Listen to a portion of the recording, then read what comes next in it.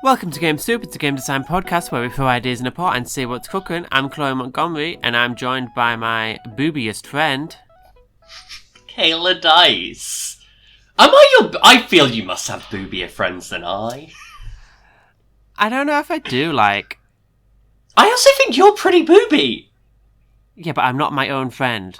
Oh, well, maybe you should be. I think if you want to see how booby we are, come see us at UKGE. This was why you led with that? So, it's not. Wow. It wasn't. I just felt like plugging. Yeah, you'll see us in all of our bountiful, breastiful beauty at UK Games Expo. I guess this one's being marked as explicit too. Oh, no! I mean, you leaned in with booby, so I don't feel breastiful is any more explicit than booby. It's a human body part, Chloe. We don't need to mark it as explicit. Oh, I don't mind. I am terrible, though, when I was doing Terminal, I kept posting, so many first traps, purely so I could then link the Kickstarter link to it. It worked. Yeah, I didn't do it so much for Ritual Magic for Besties, which maybe that's the difference. Yeah, I mean, that felt more like you could have done that. I totally could have. To be honest, I was just the main month I was running that Kickstarter, I wasn't feeling great. Not Kickstarter, it was a crowdfunder. And also gradually it felt like such an uphill battle, but that's the thing. Leaning into a first trap for marketing when you have passed your initial goal and you're just trying to get more out of it, that feels fun. If it's because you're God, I really need any money for this to matter, it feels a bit for me, it'd have felt a bit pathetic. Whereas for Terminal, it'd have felt desperate. Whereas for Terminal, it's I'm using sex appeal to sell just because I can and I feel like it. Whereas it wasn't. I wasn't back up against the wall like I was with Ritual Magic, even though I totally could have leaned in with sex appeal and other things. So this isn't the long-awaited sex episode of Game Soup. It'll come one day. It's always on the lookout, in spite of what we've led with. In about 40 episodes' time, episode 69. God, yeah, we will have, this is the thing, we'll get to episode 69 this year, right, probably? Maybe the start of next year, I don't know. Yeah. I guess it also depends if we ever take weeks off or do special episodes or whatever. Yeah. But yeah. Just a week yet. I'm pretty good with it. We did a Christmas hiatus. Oh, I forgot about that. It's just, totally normal and a thing every podcast does. But I'm just yeah. That's maybe about 2 weeks where we were, off. But, yeah, no, we are actually pretty good with it. And we've got a lead time. This is April now, when you are listening to this. Last week was April Fool's. I hope you enjoyed it, even though it came out 2 days before April Fool's. Oh, did it not? I thought it came out exactly on the... Oh, I think April Fool's is Monday, and our episodes come out on Saturday, so... Yeah. It's technically the old year. The funny thing is that was actually such a good format. That it's yeah, no. You're talking about wanting to revisit it, even though, April Fool's only comes once a year, just because, it's actually quite fun. I think my plan for the convention is I'm going to run around the show floor and, grab names of games from, you know how people have big banners and stuff above their stalls? So we're going to be doing, Eat and Reich and, I don't know, Insper and Isles. It doesn't really work with some of these one-word games, but... Yeah, any of the one-word games you can't do. Though, now I like the idea if we find 2 one-word games, I'm not proposing the mashup. Yeah, what is the mashup between... Heart and Quest. Yeah, a Heart and Quest, or Nova and Spire. What do these look like? Do you have any... I'm trying to think if I have a Terminal is a one-word game. Yeah, but it does have a colon. That's not part of the actual title of the game, but it's just... Oh, okay. It's a subtitle that's prominently on there enough that it's there, but it's, I don't consider it part of the title. It's not the title on itch, where it just says Terminal. Fair enough. I don't think I have any. I'm looking through my itch page now. Rebellion. You love a two-worder. XX. Yeah. Mousewife, that's a single word. That's true. Does it count if you invent a word or not? I think it does count, yeah. Terminal, I think, is my only one-word one, actually, though. Because otherwise, I may be, like, totally blanking a game. Oh, and Mouse Quest. Oh, yeah, that's also one word or one word. 2 words truncated. Did I tell you I literally only realised the other week, I think we were messaging about something, I was like, oh my god, Mousewife is a pun on housewife. So, anyway, my first word this week... Oh, wait, no. Speaking of Caleb realises things really late, guess which dyslexic bitch only just realised there's an L before the second F in fulfillment? I mean, it just makes sense. English people be putting L's in words. But in my mind, I thought it was like, fulfill. I never realised it was fulfill. Which arguably makes sense. I can see the compounds of that word. I am 28 years old. So our first word this week is corruption. Oh, interesting, because my word I was gonna pick was possession. Oh, wow. It's a game where you are possessed by a ghost and you have to avoid being corrupted by that ghost's influence. I feel like maybe this is not a 2-player game, because I think there is, like, a GM figure, or, like, and maybe, to be honest, that GM figure could be split a bunch of people. But I definitely feel there are 2 players involved, one of whom is the possessor, and one who is doing, like, the resisting. Yeah. I like that. And I think maybe there's a GM who's the whole world, but also maybe, like, you split that up, like, maybe, you know, in the way you can split up, like the GM in B.O.B. stuff, that's kind of split into setting elements. Maybe it's like, there are some players who just play different parts of a setting element, depending on where we, like, anchor this world, I guess. Like, do you think, is this modern? Like, is this just, you're just some cunt. You're just some cunt who's got possessed by a ghost? Or do you think it's a demon like, or something? And then I think it has more of a kick to it if it is modern rather than fantasy. Because it's like, oh yeah, there are ghosts in fantasy. If it's modern, then it's like, why is there a ghost here? Why is it corrupting somebody? What is this saying about the world? Will the person be able to change the world as this corrupted person? Yeah. Or maybe there's also an interesting where it's like, you know, is the ghost corrupting them, or does the possessed person just see it as corruption because they have... Yeah. Oh, it's a bit Jekyll and Hyde in that way. Ooh. So we're setting this in modern day.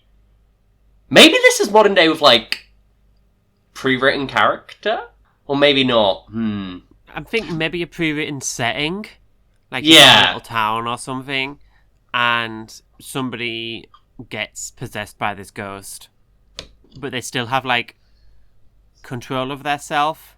And I'm scared it's going in a DID way. And it's like you've got another voice in your head leading you to do stuff, but...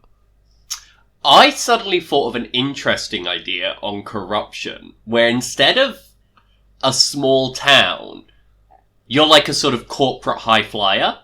And, like, actually, you're the one who is, like, the possessed person is the one who's really fucking morally corrupt. And the ghost or demon or whatever is actually trying to, better influence the world by, like, trying to, you know, I think that's run interference on this person. A less obvious spin, yeah. Yeah, the DID aspect, like, we could run into... I feel like the straightest way to avoid that is, I guess, maybe lean more towards demon than ghost. And it's like, the start of the game is a summoning ritual, where this person summons the demon, they're hoping it gives them power, and then, like, the demon or whatever they summon is like, well, I'm just not on board with capitalism, kid. And then that's, like, the death struggle. And then I guess, when I was saying, like, maybe split up the GM... Maybe you get, like, one GM figure plays, like, supporting characters who are all, like, the corporate world. And one plays, like, all supporting characters who are, like, humanity. Yeah. I like it. because the rich don't actually belong to... I like this! This is fun! I feel we just came up with a very interesting thing. That, I think it's called Devil on Your Shoulder. I like that. That's actually a really solid name. I feel this is definitely in the realm of ideas I'll think about enough where I'm like, oh fuck, maybe I should go make that. I don't know if I don't... Page zine, I think. Yeah. Though I reckon you could go really deep with, like, the, power balance system. I think maybe there's, like, a token system, like, you're also, not just for, like, the moves you make, but also, like, accumulating tokens, and that's, like, the balance of power as the clocks run down. Like, I think that stuff could be really, like, tightly done and well play-tested, which is not how I always approach my games. My head is saying that there's, like, you have a physical scale on the table, and you put your tokens on it, and that represents the, like, tipping of power. Yeah, like a full-on scales of justice. Yeah, exactly. Yeah, I feel this game could be really fun, and I think the big problem of why I think I would struggle to write it is I just don't know enough about, like, corporate world for it to not feel a bit shallowly painted, in terms of it would really just be informed by, like, random films or shit I watched, which maybe would be fine. You just have to watch the first 2 seasons of Suits and you'd be fine. Yeah, to be fair, actually, I did watch at least the first season of Suits. So that's the thing. I'd need to do a bunch of, like, watching stuff. Like, I don't know, what's that Al Pacino thing where, like... Yeah, Devil's Advocate, where he's, like, literally that. Like, go for that. Rewatch American Psycho, stuff like that. I'd need to do a lot of watching research. Yeah, that's the vibe of American Psycho. Yeah, it's definitely a bit American Psycho. And yeah, there need to be a lot of testing for the thing. And I guess if you have the literal scales of justice, you probably also need to, maybe include that as a tier on a Kickstarter. That's the £100 tier. Nobody gets it, but, you know, it's a nice thought. Yeah. Then you have, like, maybe if you get bespoke ones. In your spare room for the rest of your life. I guess otherwise it's just, like, you check how, easy to find, like, the, like, balancing scales are. Because, it's interesting, like, what stuff you can just start kind of... Cooking shop, I would imagine, would have them. Balancing, though? Like, the up and... Like, I feel most ones are, like, weight detector scales. Yeah. Which I guess you could just do how much does this weigh, how much... Like, that's the cheap equivalent that you could flag up in the book. Is it just because I'm like, I feel like I never feel any guilt about saying you need a deck of cards for this game, because I'm like, you can find a deck of cards at every corner shop. Yeah, that is £5. Or like even £1, like often, like if tiny ones. Yeah. Like, I'll throw it out there, like, you can randomly get a deck of playing cards at like almost any time of day far easier than you could get dice at any time of day if you don't have dice. Yeah, absolutely. Like, we sell multiple packs of playing cards at my work, but I would know where to find dice other than, like, a Travelling Man or a Forbidden Planet. Yeah. Yeah, like I think there's enough of an assumption that, like, people just have dice, so that's why it's fine to be asking for dice. And also it is really because if you're an RPG player, you've got dice. I mean, Sam, I mostly just come into the dice I have. I don't know if I've never really bought dice, but they've just shown up. Whereas, yeah, like, cards I feel no guilt. But I feel like if I was saying to someone, like, you need a spinning top for this game, I'd start to feel a little... I'd feel guilty, I'd still do it. I don't have the budget to say, like, oh yeah, I'll sell you this thing with it. So, like, go start opening Christmas crackers and hope for the best. Yeah! Christmas cracker game. Okay, but I feel we've locked in Devil on your shoulder. Yeah, I'm happy with that. Let's go with another game. Back to the Randy. I'm going to pick Transport. Ooh. Huh. Sorry, I just saw a word I didn't know, nor do I know what it is. I'm just going to look... That word. What was it? It's hypnothise. Hypnothise? Like, you have very interesting thighs? It's like... Yeah, it came up on my random thing. It's like hypnotize. Hypnothise. Let's have a look. But it showed up, like, and then I've, like, specified it. It auto-corrected to hypnotise, and now, like, all I can find is, like, random stuff. It's seemingly not a word, but it showed up in the random word generator. What did you add? You had transport, so I feel there's nothing actually interesting in hypnothise unless we start breaking down what that could mean. Yeah, let's pick an actual word. Decay. Decay. You've been on a northern bus, the game. I was gonna say, like, zombie trains, or zombie trucks. Monster trucks, who are zombies.